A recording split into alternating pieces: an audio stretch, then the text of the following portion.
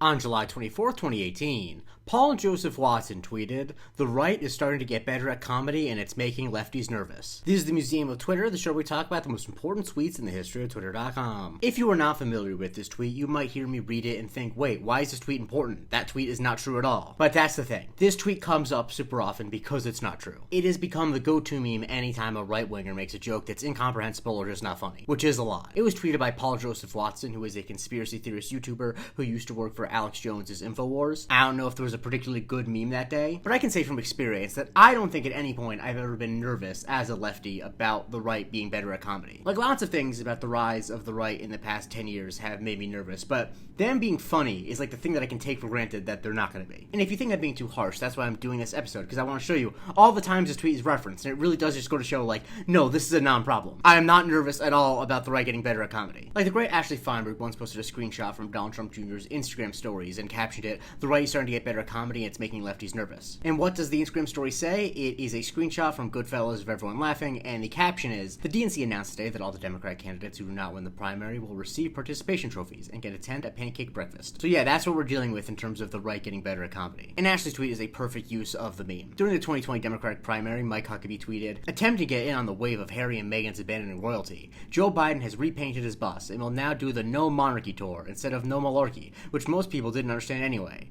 Quid pro Joe? Nah. Quid no go." DJ Gallo Inc. said the right is starting to get better at comedy. It's making lefties nervous, which, like, that's an appropriate time to use it. Because I'm not quite sure what happened here. Did Governor Huckabee have a stroke? And it comes up so much whenever people make memes. Like, Hagelbahn used it as a caption when someone posted a meme of Ben Shapiro as Thanos, and instead of Infinity Stones, he has logic and facts. And then the left, who is Scarlet Witch turning into dust, is, turning into dust. Like, in this case, I get what the joke is supposed to be, but it's just, like, not funny, and it's barely a joke. Edith Puthie used it as a caption for this meme, which is Trump speaking and saying, "Vote for Bernie," spelled backwards, is Einreb Frof Itav. It doesn't make any sense, but now they're just voting for Bernie. And I see that and I'm like, lots of people, I know for a fact that lots of people, like, repost that and like, oh my god, this is so funny, what a takedown. And in all the different ways that I feel like I'm living in a different reality from people who consume right-wing content, the fact that they find it funny is probably the thing that makes me most alienated from them. And this meme I probably could try to understand, but frankly, I don't want to at all. Mark Dice posted a video where I guess one of the frames of it is a person who has like a face superimposed on them. I think it's supposed to be AOC, and like a meme says, "Cow farts kill."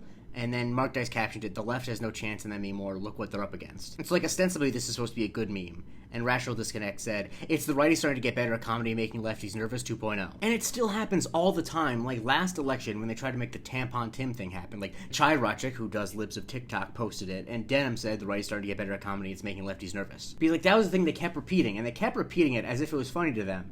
And I think that they thought that, like, it got underneath the skin of liberals, but it's like, no, I don't think so. I think that liberals just didn't find it funny. And even elected officials get in on it. Like in June, when Tucker Carlson went viral for asking Ted Cruz what the population of Iran was after we bombed Iran, which, like, I never want to hand it to Tucker Carlson, but that is a fair question. Ted Cruz posted an AI-generated image of Tucker Carlson asking Luke Skywalker, "What is the population of the Death Star?" Which led Noah Colwin to say, "The right's starting to get better at comedy, it's making lefties nervous." I don't like the fact that a sitting senator is posting this, and I really don't like the fact that it's not funny. And so much of it is just going back to the same well of jokes about gender, about sexuality, about DEI. Like, Luthen Royce used to caption a news report about the Daily Wire having an adult animated comedy series called Mr. Bertram. In the article, it says, "In this animated update, according to producers, Mr. Bertram attempts to navigate a world he doesn't understand or approve of. He's befuddled by his gaming streamer son, Eddie, annoyed at his selfie-taking snowflake students, and is constantly at war with the school district's appointed Jedi, Justice, Equality, Diversity, and Inclusion Officer, Mr. Karpanzi." Like, the right is supposed to be getting better at comedy, but they're still making jokes about young people taking selfies. And they just can never get over the concept of pronouns. Like, Christoph used the Paul Joseph Watson tweet as a caption for when Dave Rubin tweeted, "My preferred pronouns are Lord, Master, and Darth. Are you an 11-year-old on the playground? I don't understand." Or Hot Dog Water used it to caption this exchange where Elon Musk says, "Pronouns in bio means the woke mind virus ate your brain." And Ed Wokeness says, "Unless your pronouns are prosecute/Fauci." And Chai Reichik said, "I approve this message." The thing is, in order for a joke to be funny, you have to have some understanding of the thing you're making fun of. And so the reason why their pronoun jokes are never funny is because they actually just don't understand how pronouns work. And I'm not even saying that in like a they have to respect people's pronouns way, although they should. But like, in order to do comedy about something, you have to be able to understand it so you can actually like point out the things that are incongruous or funny about it. Pronouns being prosecute Fauci make no sense. Speaking of jokes that make no sense, lots of people, including Phil Chapman, used the PJW tweet to respond to Elon Musk when Elon said, "Me, how many radical leftists does it take to screw in a light bulb? Radical leftists. That's not funny. Me. Laughing emoji. Look, I am willing to grant that there are people who I disagree with on issues who can be funny, but those people tend to make jokes or make funny observations. This, the tweet that I'm talking about from Elon Musk, simply is not a joke. It is possible to make fun of, quote, the radical left,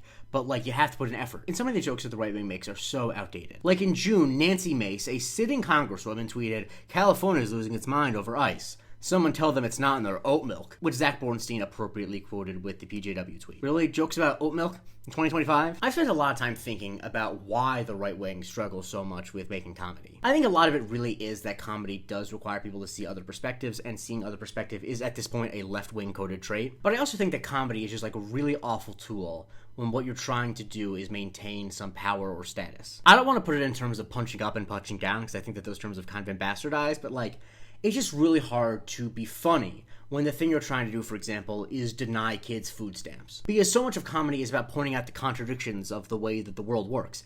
But so much of conservatism now is about trying to justify those contradictions and kind of deny that they exist. I think that the whole, like, comedy is about telling the truth stuff is nonsense that comedians say to inflate their own egos.